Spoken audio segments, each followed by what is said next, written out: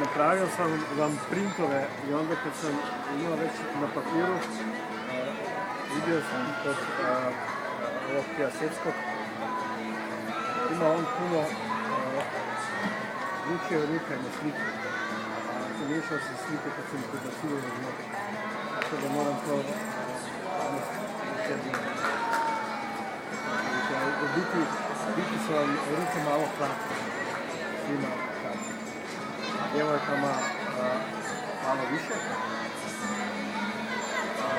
Sam vidio ovu Austrijanku koja je bila posljednja danas na redu. Koja radi sa Sasku od Gospitu sa Valkom. Ona je jako pala. Djevojka koja su ruke smrdne, koja ima tako čvrsto zategnuto